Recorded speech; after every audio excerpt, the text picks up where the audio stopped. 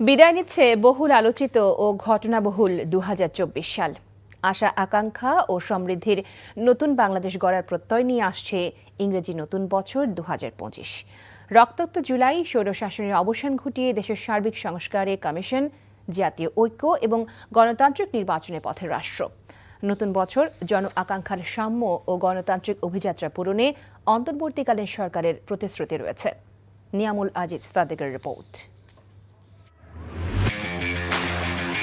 স্বৈরাচারী শেখ হাসিনার অপশাসন ও দুর্বৃত্তায়নের রাজনৈতিক ঘোরাটেপে ডামি নির্বাচন আর নোবেল বিজয়ী অর্থনীতিবিদ ডক্টর মোহাম্মদ ইউনূসের কারাদণ্ডের প্রবল সমালোচনায় শেষ হয় ২০২৪ সালের জানুয়ারি মাস।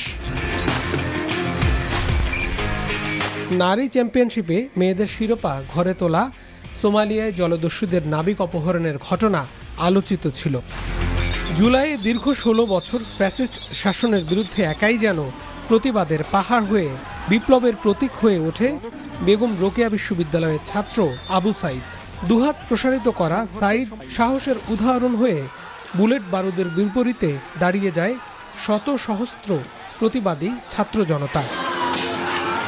আন্দোলনের অগ্নিশিখা তরঙ্গায়িত হয়ে ছড়িয়ে পড়ে শহর থেকে গ্রাম গঞ্জে সর্বত্রে। আন্দোলনে সংহতি জানায় বিশ্বের বিভিন্ন দেশে অবস্থানরত প্রবাসী বাংলাদেশি রেমিটেন্স যোদ্ধারাও। আর ক্ষমতার মসনদ আঁকড়ে থাকার শেষ চেষ্টা হিসেবে স্বৈরাচারের নির্বিচার গুলিতে হাজার প্রাণ ঝরে পড়ে রাজপথে।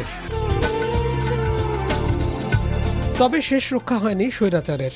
অগাস্টের ৫ তারিখ নতুন ইতিহাস রচিত হয়। এত বছর প্রবল বিক্রমে থাকা অপশাসনের মাস্টার মাইন্ড শেখ হাসিনা পালিয়ে আশ্রয় নেয় ভারতে। তাসের ঘরের মতো ভেঙে পড়ে ক্ষমতার মসনদ।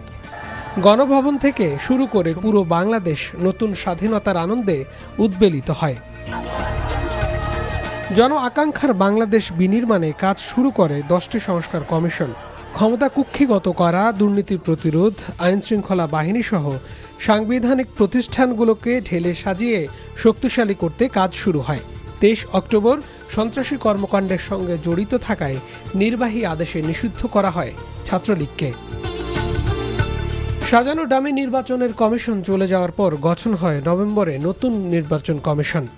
আদালতের রায়ে তত্ত্বাবধায়ক ব্যবস্থা ফিরে আসার পর সুষ্ঠু নির্বাচন নিয়ে আরও আশাবাদী হচ্ছে নির্বাচন কমিশন।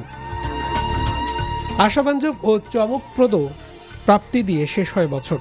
দ্য ইকোনমিস্টের বর্ষসেরা দেশ হিসেবে বাংলাদেশকে ঘোষণা ছাত্র জনতার বিপ্লবের স্বীকৃতিকে অনন্য উচ্চতায় নিয়ে যায়। থুকতে থাকা অর্থনীতি, অপরাজনীতি, দুর্নীতির ভারে জর্জরিত বাংলাদেশ ঘুরে দাঁড়ানোর মন্ত্র পায় ২০২৪ সালের শেষ প্রান্তে এসে। সেই মন্ত্রকে কাজে লাগিয়ে নতুন করে সমৃদ্ধির পথে বাংলাদেশের মানুষ ঘুরে দাঁড়াবে, এমনটাই আশা করছেন সাধারণ মানুষ। Niamul Aziz Sadek, NTV news, Dhaka.